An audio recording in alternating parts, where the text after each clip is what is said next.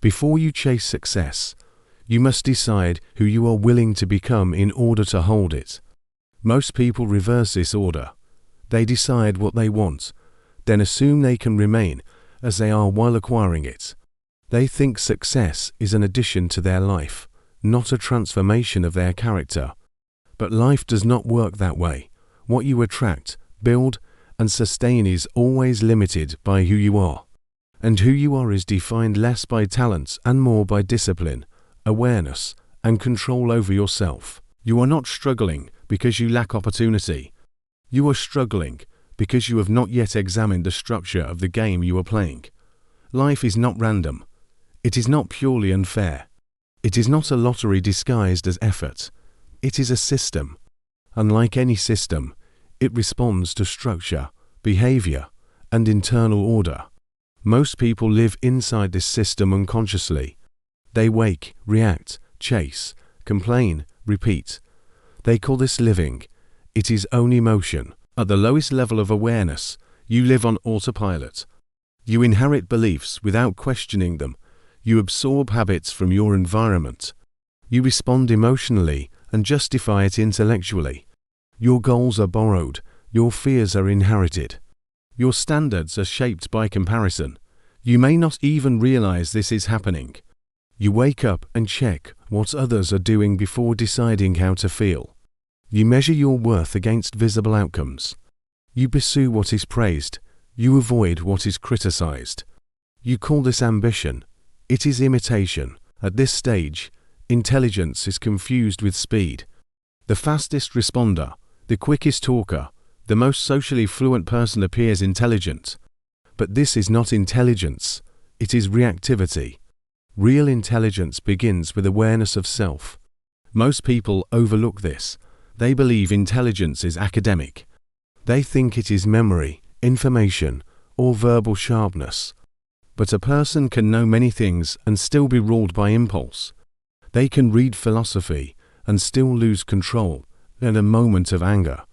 They can understand discipline and still surrender to distraction. Intelligence without self-control is decoration. When you begin to wake up from autopilot, you notice something uncomfortable. Most of your thoughts are not truly yours. They are echoes, opinions repeated so often they feel original, desires shaped by trends, ambitions shaped by visibility. You begin to see how easily you are influenced. This awareness is destabilizing. It creates distance between you and your impulses. You start asking quieter questions. Why do I want this? Why does that anger me? Why do I feel threatened by someone else's success? Few people stay long in this stage because it is easier to remain unconscious. Awareness removes excuses. Once you see your patterns, you are responsible for them. Responsibility is the first true sign of intelligence. As you grow more aware, you move into borrowed thinking. You begin reading, learning, listening. You adopt philosophies. You quote thinkers. You discover frameworks. This feels like growth, and it is, but it is incomplete. At this stage, you replace unconscious imitation with conscious imitation. You follow discipline because a philosopher recommended it. You pursue restraint because a mentor advised it. You change your habits because a book explained the benefits. There is nothing wrong with this. It is necessary, but it is not yet mastery. Borrowed wisdom can guide you, but it cannot anchor you. When pressure rises, you revert to your default identity. If you have not internalized what you learned, you will abandon it at the first sign of discomfort. Many people remain here permanently. They collect ideas, but never transform. They speak about Stoicism, yet react emotionally. They admire discipline, yet avoid inconvenience. They talk about freedom and depend on approval. This is the stage where ego disguises itself as knowledge. You begin to understand more than others. You see patterns, you anticipate mistakes. You feel intellectually superior, but internally, you are still unstable. You still need validation. You still fear exclusion. Most people overlook this contradiction. Knowledge increases pride before it increases humility. Real growth begins when you realize how fragile your control actually is. This realization moves you into strategic thinking. Now you begin to calculate. You understand incentives. You observe behavior. You think in terms of cause and effect. You become less reactive and more deliberate. You start planning instead of hoping. This stage feels powerful. You see how predictable most people are. You recognize emotional triggers. You understand leverage. You understand timing. You can influence outcomes more effectively. But here lies a danger. Strategic intelligence can turn manipulative. It is not governed by principle. You can learn how to control others before you learn how to control yourself. You can refine your image, adjust your tone, position yourself advantageously. You can win arguments. You can build status. And yet internally, you may still be dependent on the outcome. If someone insults you, does it still disturb you? If recognition disappears, does your motivation weaken? If your plan fails, does your identity collapse? If so, you are still externally controlled. Stoic philosophy teaches that true power lies not in controlling events, but in mastering your response to them. This is not passive, it is disciplined sovereignty. Strategic thinking is incomplete because it focuses outward. You begin to evolve when your attention turns inward again, not to analyze feelings endlessly, but to command them. Action becomes the next stage. You stop talking about growth and begin executing consistently. You wake early not because it is impressive, but because it is necessary. You train your body. You refine your work. You keep promises you made to yourself. You begin to respect yourself. Most people underestimate this stage. They think awareness is enough. It is not. Insight without execution decays into self-deception. You must act, but even here, many remain incomplete. They build discipline externally, while remaining internally attached to outcomes. They work hard, achieve status, gain influence. Yet their peace is fragile. Their identity is tied to performance. They fear losing what they built. This reveals another layer: leadership and influence. As you execute consistently, others notice. They listen, they follow, they seek your opinion. Influence grows naturally when self-control becomes visible. But influence tests character more than obscurity. When others admire you, ego reappears. You may begin shaping yourself to maintain their approval. You may adjust truth to preserve status. You may prioritize reputation over integrity. Many strong individuals fall here. They mastered habits, but not detachment. True intelligence is responsibility.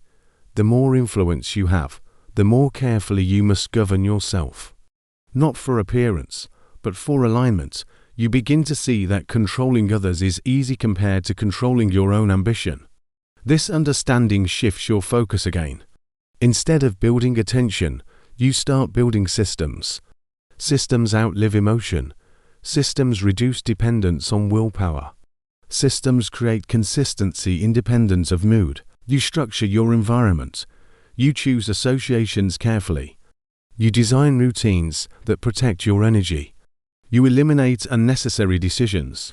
You stop relying on motivation. At this stage, you understand long-term creation. You think in years, not days. You plant seeds whose results you may not immediately see. You detach from short-term praise.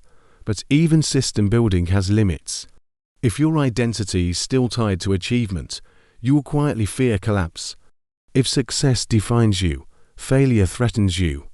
So another evolution becomes necessary: detachment, not indifference, not apathy, but clarity. You realize that your worth is not your performance. Your identity is not your results. Your peace is not dependent on applause. This is inner sovereignty. It is the rarest level of intelligence. Here, you understand that life is structured, but you are not owned by it. You participate fully without being consumed. You pursue excellence without worshipping it. You influence without manipulating. You build without clinging. You are disciplined, but not rigid, ambitious, but not desperate, strategic, but not calculating at the expense of integrity. You control yourself, and because you control yourself, You no longer need to control others. You stop arguing unnecessarily. You stop proving yourself repeatedly. You stop chasing visibility. You speak when necessary. You remain silent when appropriate. Peace becomes your baseline, not excitement. Most people misunderstand this stage. They think detachment reduces drive. In reality, it refines it. You work from clarity, not insecurity. You act from principle, not impulse. You understand something subtle. Success amplifies who you are. If you are insecure, success magnifies insecurity. If you are manipulative, success expands manipulation. If you are disciplined and grounded, success expands stability. So before you chase success, you must decide who you are willing to become. Are you willing to become disciplined when no one sees you? Are you willing to become restrained when provoked? Are you willing to become consistent when bored? Are you willing to become calm when others panic? These are not motivational questions. They are structural ones. Life rewards structure. When you master yourself, external achievement becomes a byproduct, not a pursuit of validation. You no longer need to display success loudly. It reflects quietly in your decisions. This is something most people overlook. They focus on acquiring more without stabilizing themselves. They want wealth without emotional regulation, influence without restraint, freedom without discipline. But freedom without discipline collapses into chaos. Discipline creates freedom because it reduces internal conflict. You no longer debate with yourself every morning. You no longer negotiate with temptation constantly. You no longer oscillate between extremes.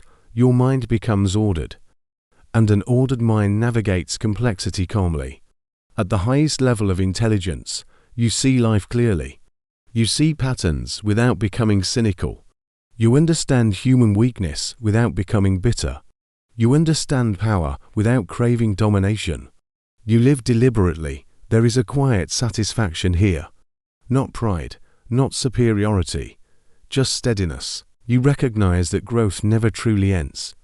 Awareness deepens. Ego returns in subtler forms. Discipline requires renewal.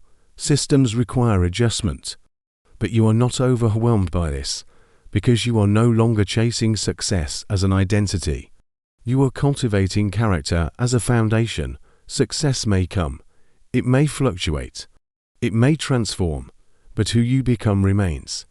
And that, more than any external achievement, determines the quality of your life.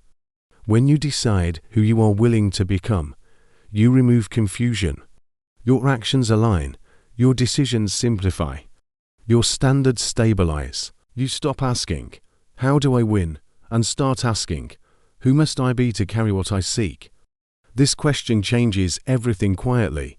You no longer envy recklessly. You observe. You analyze. You refine yourself.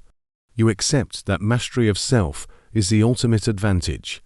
Not because it makes you superior, but because it makes you free. Free from impulse. Free from approval. Free from comparison. Free to act with clarity. And when peace leads achievement, achievement does not disturb peace. This is the highest form of success. Not dominance, not applause, but inner sovereignty. And once you experience that, you understand that the person you become is the only pursuit that was ever truly in your control.